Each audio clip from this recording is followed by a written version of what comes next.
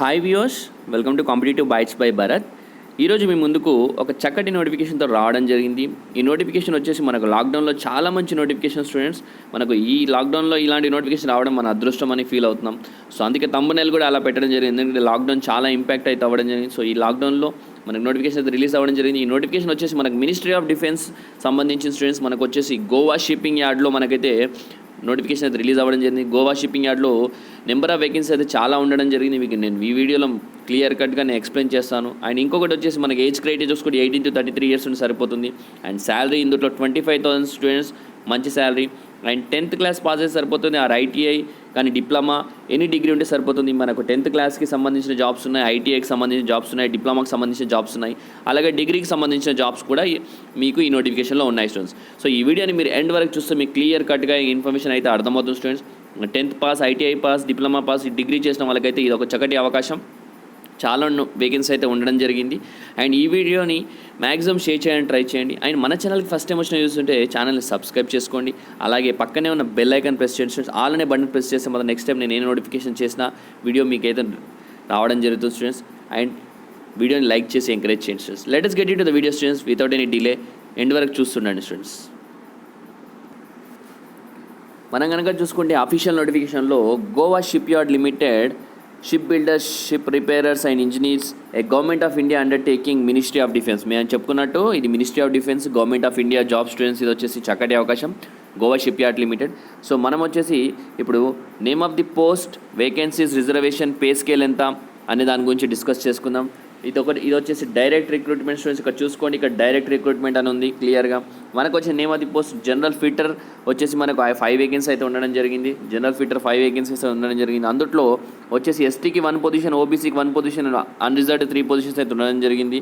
And మనకు pay scales వచ్చేసి 15,100 నుంచి 3% 53,000 వరకు అయితే ఉండడం జరుగుతుంది. ఈ గ్రేడ్లో మనకు మ్యాక్సిమం 53,000 వరకే అయితే ఉండడం జరుగుతుంది. వచ్చేసి ఎలక్ట్రికల్ మెకానిక్ వచ్చేసి 1 పొజిషన్ అయితే ఉండడం జరిగింది. EWS 1 position. And pay scale 15,100 నుంచి 53,000 వరకు అయితే ఉండడం జరుగుతుంది maximum. Commercial assistant Mumbai office 1 position అయితే ఉండడం జరిగింది.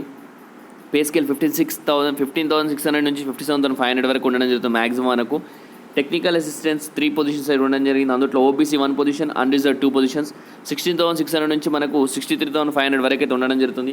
అన్స్కిల్డ్ కనుక చూసుకుంటే 25 పొజిషన్స్ అయితే ఉండడం జరిగింది. మనకు వచ్చేసి ST 3 positions, OBC 5 positions, EWS 2 positions, unreserved 12 positions అయితే ఉండడం జరిగింది. పీడబ్ల్యూటీ 1 పొజిషన్ అయితే ఉండడం జరిగింది. అండ్ 10,100 నుంచి 35,000 వరకు అయితే ఉండడం జరుగుతుంది. అలాగే ఎఫ్ఆర్పి లామినేటర్ కనుక చూసుకుంటే 5 పొజిషన్స్ అయితే ఉన్నాయి. అందులో unreserved 4 positions, OBC 1 position.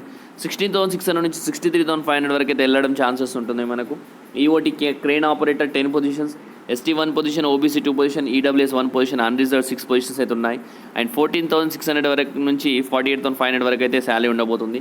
Welder వచ్చేసి మనకు 26 పొజిషన్స్ స్టూడెంట్స్. వెల్డర్ కనుక చూసుకుంటే ST 3 positions, OBC 5, EWS 3, unreserved 13 అయితే ఉండడం జరుగుతుంది.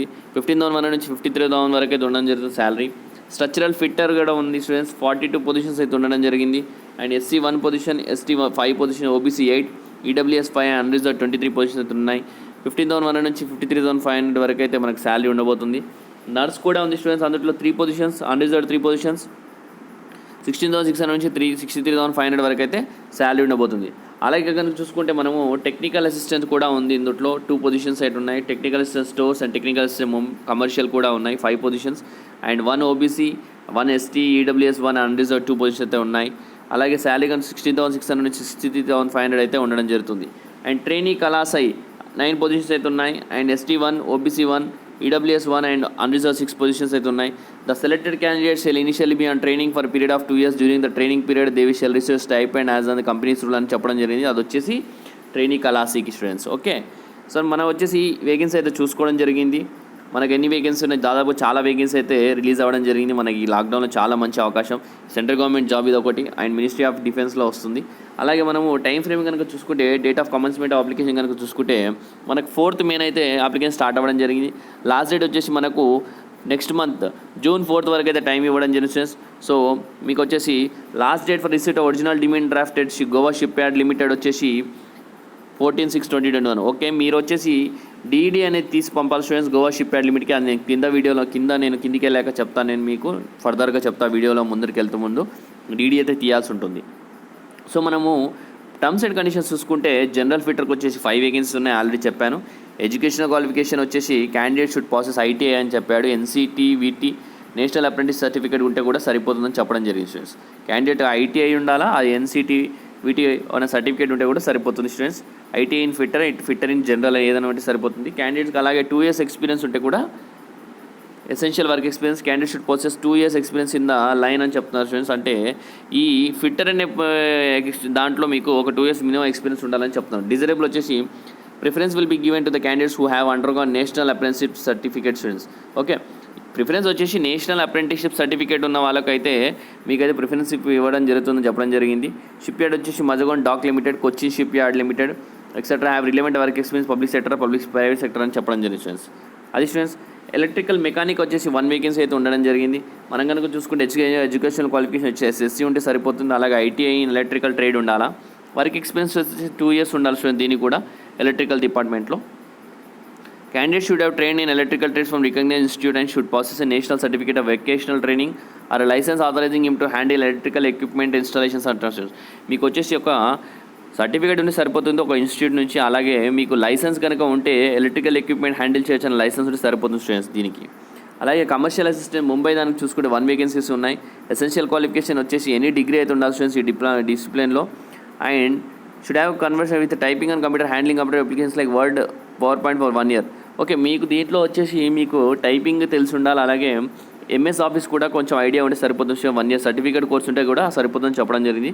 వర్క్ ఎక్స్పీరియన్స్ వచ్చి candidate should have minimum 1 year experience in handling communication with commercial firms, large size ship buildings, heavy industries అని చెప్పడం జరిగింది స్టూడెంట్స్. మీకు వచ్చేసి ఒక 1 year ఎక్స్పీరియన్స్ ఉండాలి స్టూడెంట్స్. ఏమంటే కమ్యూనికేషన్స్ లార్జ్ సైజ్ బిల్డింగ్లో కానీ హెవీ ఇండస్ట్రీస్లో చేసి ఒక 1 year ఎక్స్పీరియన్స్ ఉండాలి స్టూడెంట్స్. ఇక్కడ వచ్చేసి నోట్ అయితే ఇవ్వడం జరిగింది. For candidates who have studied computers as subject during their graduation a separate computer certificate 1 year is not required. ఒకవేళ మీకు బీటెక్ కానీ మీరు ఎక్కడ చేస్తుంటే అందులో మీకు కంప్యూటర్ సబ్జెక్ట్ ఉంటుంది కాబట్టి మీకు 1 year కంప్యూటర్ సర్టిఫికేట్ కోర్స్ అయితే అవసరం లేదని చెప్తున్నారు స్టూడెంట్స్. టెక్నికల్ అసిస్టెంట్ క్వాలిటీ అష్యూరెన్స్కి అయితే 3 వేకెన్సీస్ ఉన్నాయి. ఎడ్యుకేషన్ క్వాలిఫికేషన్ చూస్తే కనుక 2 years మినిమం ఫుల్ టైం ఉండాలి, డిప్లొమా ఉండాలా. Mechanical engineering from recognised university కూడా బాగుంటుందని చెప్పడం జరిగింది. వర్క్ ఎక్స్పీరియన్స్ చూసుకుంటే minimum 2 years relevant experience in reputed shipyard specifically in the field of fabrication and construction of ships అని అయితే ఇక్కడ చెప్పడం జరిగింది students. And certification AutoCAD ఉంటే కూడా మీకైతే ప్రిఫరెన్స్ అయితే ఇవ్వడం జరుగుతుంది. Basic computer knowledge. In addition you should have knowledge in ABS, IRS, LRS, class rules and regulation of ASME standards అని చెప్పడం జరుగుతుంది స్టూడెంట్స్. 2 years ఎక్స్పీరియన్స్తో పాటు మీకు ఆటో క్యాడ్ ఉంటే సరిపోతుంది. అలాగే లెవెల్ 2 సర్టిఫికేషన్ ఎన్డీటీ ఉంటే కూడా సరిపోతుందని చెప్పడం జరిగింది. దాంతోపాటు అడిషనల్గా ఏంటంటే ఏబిఎస్, ఐఆర్ఎస్, ఎల్ఆర్ఎస్ మీకు తెలుసుంటే ప్రిఫరెన్స్ అయితే ఇవ్వడం జరుగుతుంది. డిజైరబుల్ వచ్చేసి ప్రిఫరెన్స్ కంప్యూటర్ ప్రిఫరెన్స్ ఉన్న వాళ్ళకి ఇస్తారని చెప్తున్నాను స్టూడెంట్స్. అన్స్కిల్డ్ వచ్చేసి 25 వేకెన్సీ అయితే ఉండడం జరిగింది. Education qualification candidate should passes SSC 10th class నుండి సరిపోతుంది. అన్స్కిల్డ్ వాళ్ళకు essential work experience candidate should possess minimum 1 year experience in the line. అంటే మీరు అప్లై చేసే వారికి ఒక 1 year ఎక్స్పీరియన్స్ అయితే మీకు ఉంటే సరిపోతుంది. ITI will be given preference ఎవరికి ఇస్తారు? ఐటీఐ చేసిన వాళ్ళకైతే ప్రిఫరెన్స్ ఇస్తారు స్టూడెంట్స్. ఎఫ్ఆర్పి లామినేటర్కి వచ్చేసి 5 వేకెన్సీస్ ఉన్నాయి. ఎసెన్షియల్ క్వాలిఫికేషన్ వచ్చేసి మినిమం 2 years ఫుల్ టైమ్ అయితే డిప్లొమా ఉండాలి స్టూడెంట్స్ షిప్ బిల్డింగ్ ఇంజనీరింగ్లో ఆర్ మెకానికల్ ఇంజనీరింగ్లో. And FRP as elective subject course curriculum from A reputed university అని చెప్పడం జరిగింది. ఎఫ్ఆర్పి అనేది ఎలెక్టివ్ సబ్జెక్ట్ ఉంటే సరిపోతుంది అంటున్నారు. ఎసెన్షియల్ వచ్చేసి candidate should pass minimum 2 years ఉంటే సరిపోతుంది. డిజైరబుల్ వచ్చి ప్రిఫరెన్స్ ఎవరికి ఇస్తారంటే who have worked in shipyards like Mazagon Dock Limited, Cochin Shipyard and Goa ship yard. అంటే ప్రిఫరెన్స్ ఎవరికి ఇస్తారు? ఆల్రెడీ షిప్ యార్డ్స్లో పనిచేసిన వాళ్ళకి ఇస్తారు. మజగాన్ డాక్ అని ఉంటుంది, కొచ్చిన్ షిప్ యార్డ్ ఉంది, గోవా షిప్ యార్డ్లో ఇంట్లో వర్క్ చేసిన వాళ్ళకి ప్రిఫరెన్స్ అయితే ఇస్తా అని చెప్తున్నారు. Or having relevant work experience in public sector, private sector అని చెప్తున్నారు స్టూడెంట్స్. దాంతోపాటు ఈఓటి క్రేన్ ఆపరేటర్ 10 వేకెన్సీస్ ఉన్నాయి. ఎసెన్షియల్ క్వాలిఫికేషన్ ఎస్ఎస్సి ఉండాలా. దాంతోపాటు ఐటీఐ కూడా ఉంటే సరిపోతుంది. Essential work experience 2 years experience అనేది యాజ్ అన్ ఈఓటీ అంటే క్రేన్ ఆపరేట్ చేస్తున్న 2 years ఎక్స్పీరియన్స్ ఉండాలి మీకు. Working at height, maintenance of variable frequencies drives and PLCs ఉండాల్సి. మీకు ఆల్రెడీ ఒక ఎక్స్పీరియన్స్ ఉంటే మనం తీసుకుంటామంట 2 years మినిమం. అలాగే వెల్డర్ కనుక చూసుకుంటే 26 వేకెన్సీస్ ఉన్నాయి. వెల్డర్ ఎసెన్షియల్ ఎడ్యుకేషన్ క్వాలిఫికేషన్ వచ్చేసి క్యాండిడేట్కి ఐటీఐ తెలిసి ఉండాలి. అలాగే ఎన్సీటీవీటీ సర్టిఫికేట్ కూడా ఉండాలి స్టూడెంట్స్. నేషనల్ అప్రెంటిస్షిప్ సర్టిఫికేట్ ఉంటే అతనికి డిజైరబుల్ స్టూడెంట్స్ వచ్చేసి ప్రిఫరెన్స్ ఇవ్వడం జరుగుతుంది. In the welder, ITI in the trade of welder and experience వచ్చేసి should possess minimum 2 years experience in the line అంటారు. 2 years మినిమం ఎక్స్పీరియన్స్ ఉండాలా. దాంతోపాటు ప్రిఫరెన్స్ ఎవరికి ఇస్తారంటే నేషనల్ అప్రెంటిస్ సర్టిఫికేట్ ఉన్న వాళ్ళకి ప్రిఫరెన్స్ ఇస్తారు. అలాగే వాళ్ళు షిప్ యార్డ్లో వర్క్ చేసి ఉండాలా, Mazagon Dock Limited, Cochin ship yard Limited, గోవాలో వర్క్ చేస్తుంటే మాత్రం ప్రిఫరెన్స్ అయితే ఇవ్వడం జరుగుతుంది వెల్డర్కి కూడా. అలాగే స్ట్రక్చరల్ ఫిట్టర్ చూసుకుంటే మనకు ఫిట్టర్ కూడా 42 వేకెన్సీస్ ఉన్నాయి. ఎడ్యుకేషనల్ క్వాలిఫికేషన్ వచ్చేసి ఐటీఐ ఉంటే సరిపోతుంది. అలాగే ఎన్సిటీవిటీ అనేది మనకు సర్టిఫికేట్ ఉండాలా, నేషనల్ అప్రెంటిస్ సర్టిఫికేట్ దీనికి. ఈ structural fitter or fitter general or sheet metal sheet worker trade అనేది అడగడం జరిగింది. ఎసెన్షియల్ వర్క్ ఎక్స్పీరియన్స్ కనుక చూసుకుంటే 2 years ఉండాలి స్టూడెంట్స్. ఓకే, అలాగే డిజైరబుల్ ఎవరికి ఇస్తారు? Who having undergone national apprentice certificate training undergone అని వాళ్ళకి ఇస్తారు. అలాగే మీకు గోవా షిప్ యార్డ్ కానీ, Cochin Shipyard, Mazagon Dock Limited work చేసిన వాళ్ళకి కూడా ప్రిఫరెన్స్ అయితే ఇవ్వడం జరుగుతుంది. నెక్స్ట్ వచ్చేసి నర్స్ కనుక చూసుకుంటే 3 వేకెన్సీస్ ఉన్నాయి. బీఎస్సీ నర్సింగ్ చేస్తే సరిపోతుంది. అలాగే or minimum 2 years full time diploma course in nursing ఉంటే సరిపోతుంది. And midwifery from recognised institute or board or university అంటారు. బీఎస్సీ చేస్తే సరిపోతుంది, లేదంటే 2 సంవత్సరాల డిప్లొమా అన్న కోర్స్ ఇన్ నర్సింగ్ చేస్తే కూడా సరిపోతుంది స్టూడెంట్స్. అది కాకుండా కూడా మిడ్ వైఫ్ రికగ్నైజ్డ్ ఇన్స్టిట్యూట్ సరిపోతుంది అన్నారు. దాంతోపాటు ఎసెన్షియల్ ఏంటంటే should have 2 years working experience in the hospital or government okay PSU medical centres అని చెప్పడం జరిగింది. డిజైరబుల్ ఎవరు? Candidates having knowledge of regional language Konkani, Marathi along with Hindi and English will be given preference. Okay, క్యాండిడేట్కి ఏంటంటే ఈ nurse దాంట్లో హిందీ వచ్చిన వాళ్ళకి ప్రిఫరెన్స్ ఇస్తామని చెప్తున్నారు. అలాగే ఇంగ్లీష్ వచ్చిన వాళ్ళకి కూడా ప్రిఫరెన్స్ ఇస్తామంటున్నారు. కొంకణి, మరాఠీ వాళ్ళకి కూడా ఇస్తా అంటున్నారు. టెక్నికల్ అసిస్టెంట్ స్టూడెంట్స్ నెక్స్ట్ వచ్చేసి కమర్షియల్ ముంబై ఆఫీస్ చూసుకుంటే 2 వేకెన్సీస్.